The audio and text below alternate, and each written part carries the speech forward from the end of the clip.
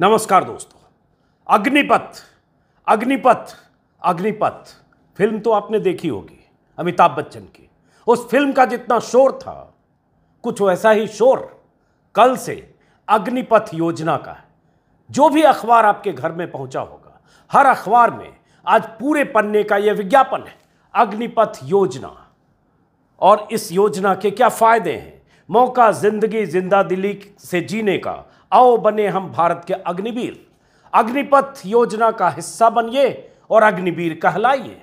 लगातार कल से चैनलों पर हर जगह खबर चल रही है कि भारत सरकार ने, केंद्र सरकार ने, मोदी सरकार ने कैसे सेना में भर्ती के लिए एक नई स्कीम निकाली, अग्निपथ स्कीम। सुनकर तो लगता है कुछ कमाल की गेम चेंजर योजना होगी, और इसी तरह से प्रसारित भी किया जा रहा है। इसीलिए अखबारों में पूरे पन्ने के विज्ञापन है।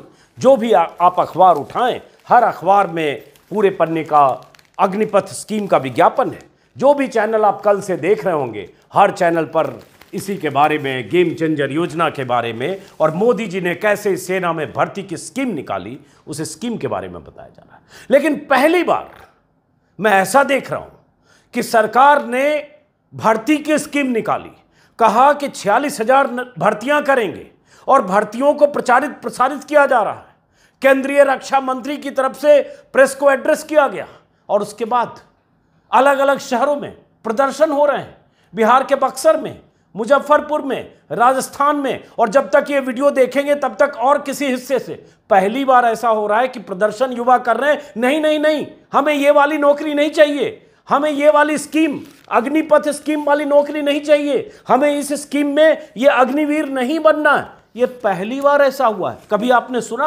अब तक ये युवा प्रदर्शन कर रहे थे, हमें नौकरियां दो, हमें सेना में भर्ती करो। सेना में भर्ती के लिए 3 साल 4 साल से युवा बिहार, यूपी, राजस्थान, एमपी की सड़कों पर, गांवों में दौड़ रहे हैं। दौड़ते दौड़ते उनकी चप्पलें घिस गई, उम्र एक्सपायर कर गई, सेहत खराब हो गई, जिस्म दोहरा हो गया, नौकरियां नहीं मिली। अब ये जो स्कीम आई है, जिस स्कीम को प्रचारित किया जा रहा है, गेम चेंजर, इस स्कीम को लेकर जितनी इसकी तारीफ है, उससे 100 गुना इसकी आलोचना है। और आलोचना कौन कर रहे हैं, आशंकाएं कौन जता रहे हैं? जो सेना में उच्च पदों पर रहे हैं, सेनाध्यक्ष के बाद नंबर 2 की हैसियत में रहे हैं, डीजीएमओ रहे हैं, ऐसे लोग इस स्कीम की न सिर्फ आलोचना कर रहे हैं, बल्कि कह रहे हैं यह आलोचना, ये स्कीम भारतीय सेना के खात्मे की तरफ ले जाने वाली स्कीम है। क्या कहा है पूर्व सेना अधिकारियों ने, और क्यों हो रही आलोचना, यह बताने से पहले तस्वीरें आपको देखना जरूरी है। जो तस्वीर बिहार के बक्सर से, बिहार के मुजफ्फरपुर से, राजस्थान के किसी इलाके से, जयपुर से। और जैसा कि मैंने कहा, आंदोलन युवा इसलिए कर रहे हैं कि हमें इस स्कीम में नौकरी नहीं चाहिए, हमें इस स्कीम में भर्ती नहीं होना है, जो भर्ती 4 साल के लिए है। सरकार ने क्या कहा है? 46,000 नियुक्तियां होगी सेना में, और जो नियुक्ति होगी उसके लिए 17.5 से 21 साल की उम्र। उसके बाद खास बात क्या है जिसकी वजह से नाराजगी है? 4 साल के लिए नौकरी होगी। जितने लोग भर्ती किए जाएंगे, 46,000 पहले साल, उसमें से 25% ही ऐसे होंगे जो मेरिट के आधार पर आगे कंटिन्यू होंगे, और बाकी 75% 4 साल की नौकरी के बाद बाहर कर दिए जाएंगे। तो एक तरह से बहुत सारे लोग कह रहे हैं संविदा पर सेना में नियुक्ति है। जब तक वो ट्रेंड होगा, जब तक इस लायक होगा कि राष्ट्र की सेवा कर सके, जो इसमें विज्ञापन में कहा गया है, तब तक वहां से उसे बाहर का रास्ता दिखा दिया जाएगा। जितनी भर्ती होगी उसका 75% हर साल बाहर। इसी पर आलोचना है, इसी पर सरकार के फैसले पर सारे मतलब दर्जनों पूर्व सेना अधिकारी लगातार नाराजगी जता रहे हैं। तस्वीरें आप स्क्रीन के दोनों तरफ देख रहे हैं। शोर, हंगामा, नारेबाजी। हमें इस स्कीम में भर्ती नहीं होना है। इन तस्वीरों के साथ स्कीम के बारे में कुछ आपने सुन लिया होगा, कुछ मैं आगे बताता हूं, और ये सुनिए गौर से। क्यों ऐसा लग रहा है कि मोदी सरकार, जब चुनाव के 21 महीने बच गए, 8 साल में सरकार ने जिस तरह से भर्तियां निकालनी चाहिए थी, चाहे सेना हो, चाहे अलग अलग महकमे हो, चाहे मंत्रालय हो, वहां जब भर्तियां नहीं हुई, सेना में आज की तारीख में करीब 97,000 पद खाली हैं, हालांकि कुछ आंकड़ों के हिसाब से 1,07,000 पद खाली हैं। जब भर्तियां नहीं हो रही है, नाराजगी चरम पर है, तब सरकार ने दो काम किए। एक, प्रधानमंत्री मोदी ने कहा कि 10 लाख लोगों को नौकरियां मिलेंगी अगले 1.5 साल में, मतलब चुनाव के ठीक पहले। और दूसरी तरफ यह अग्निपथ योजना कि बन जाओ अग्निवीर, लेकिन सिर्फ 4 साल के लिए, 4 साल के बाद बाहर। तो क्या आलोचना हो रही है, क्यों कहा जा रहा है कि यह स्कीम सेना के लिए नुकसानदेह है? सुनिए जरा कौन लोग कह रहे हैं, उसके बाद कुछ और बातें। Vinod Bhatia, retired lieutenant general, पूर्व डीजीएमओ, डीजी मिलिट्री ऑपरेशंस, बहुत अहम होता है ये पद, और बहुत अहम पद पर रहे हैं सेना में, उनकी बहुत अहमियत रही है।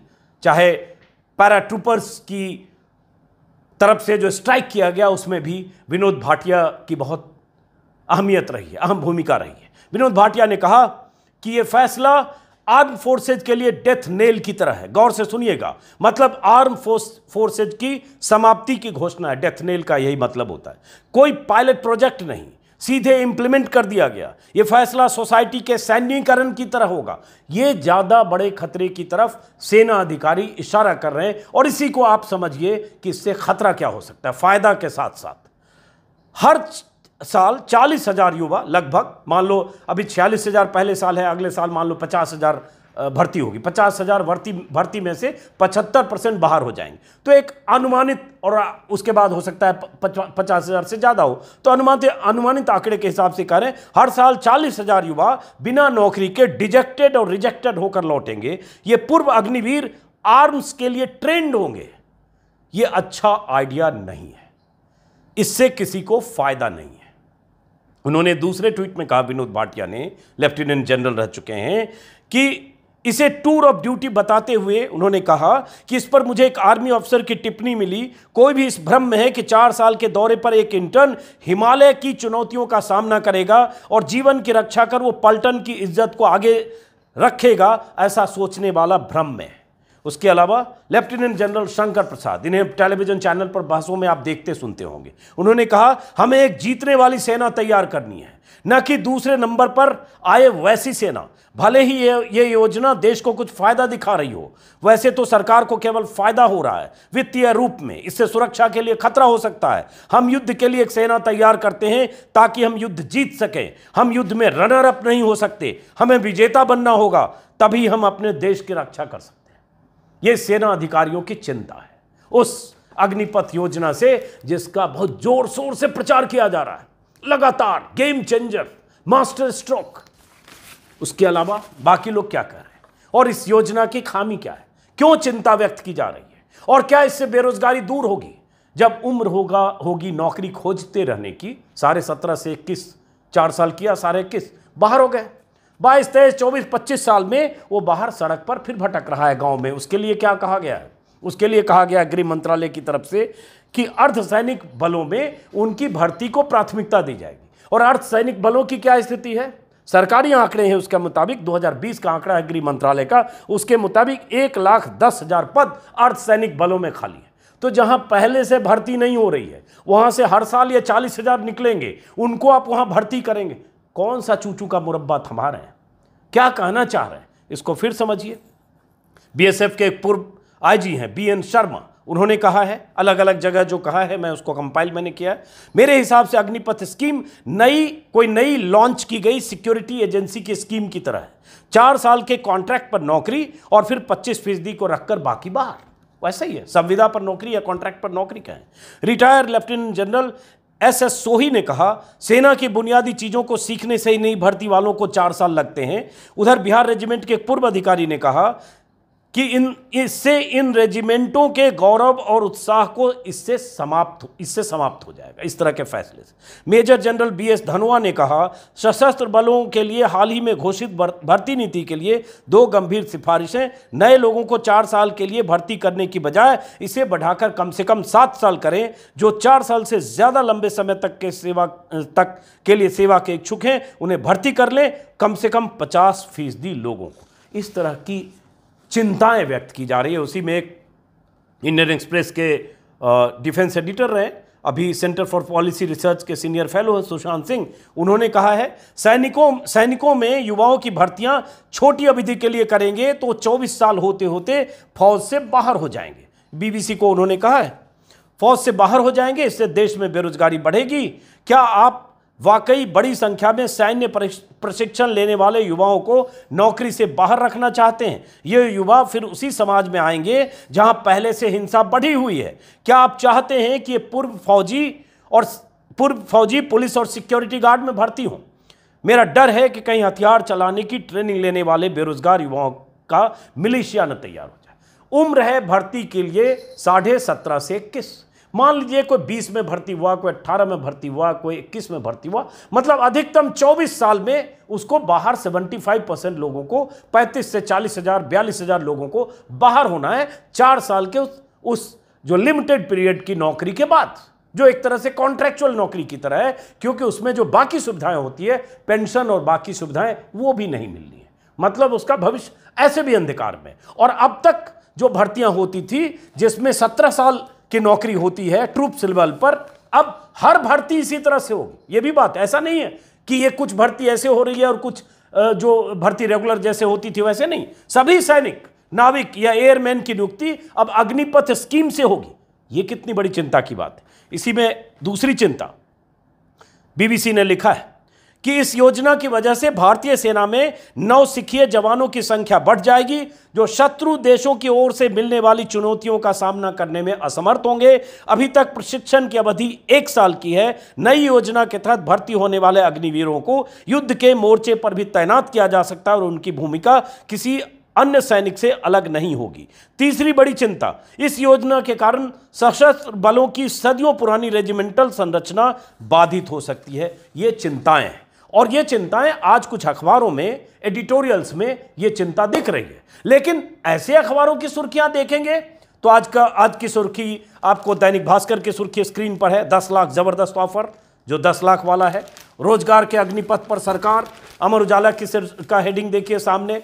ये इस तरह की हेडिंग और इस तरह के विज्ञापन और जो चैनल पर डिस्कशन और डिबेट कल से जो लगातार आप देख रहे हैं, सरकार की तरफ से प्रचार, उससे आपको ऐसे ही लगेगा कि बहुत गेम चेंजर योजना है। लेकिन अब इसको जरा समझिए, इसमें मुश्किल और परेशानी क्या है।